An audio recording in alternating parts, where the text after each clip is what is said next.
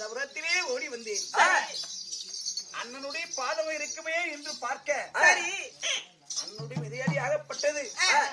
அந்த புறத்திலே காணவில்லை, அண்ணன் அரவணையிலே இல்லை என்று நினைத்து உள்ளார வந்து பார்க்கின்ற வேளையில் இருவர்களும் பஞ்சாலில் இருக்கும் வேளையில் உங்கள் பாதத்தை கண்டு அம்மா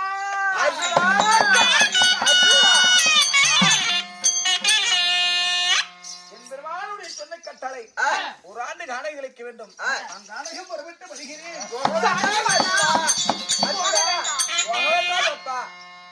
சொல்லுகிறாய் அர்ஜுனா, சிறியவர் செய்த பிழை பெரியவர் மன்னிக்க வேண்டும்.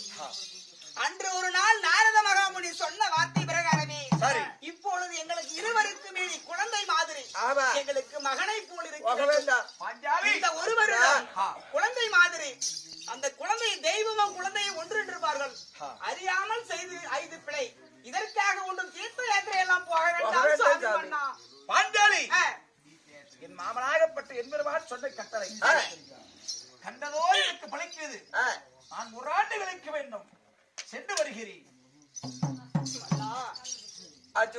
அதற்கு முன்பதாக என் மாமனாக என்பருமானிடத்தில் நான் பார்த்து விட்டு நான் மட்டும் செல்லவில்லை, என் மாமனை பார்த்து விட்டு செல்லுகிறேன். மூதாதி சொன்ன வார்த்தை ஏதாவது ஒரு அர்த்தம் இருக்க வேண்டும். உண்மை. அந்த நாரதன் சொன்ன பிரகாரமே பார்த்தால் தோஷம் வந்துவிடும் என்று சொல்லி உண்மை. மூதாதி பெரியவர் சொல்லும் முதுநெல்லி கனியம் ஒன்று என்று சொல்வார்கள்.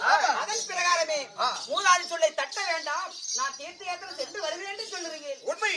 சுவாமி தேவி, நான் என்ன செய்வது? அர்ஜுனன் புடிவாதமாக போறேன் என்று சொல்கிறார். நானும் சொல்லி பார்த்தேன். சரி, ஏற்பதில்லை. சென்று வருகிறேன் அண்ணா. அர்ஜுனா, அதற்கு முன்னால் மாமனை பார்த்து விட்டு நான் சொல்லுகிறேன். சரி. ஆகட்டும். சென்று வருகிறேன்.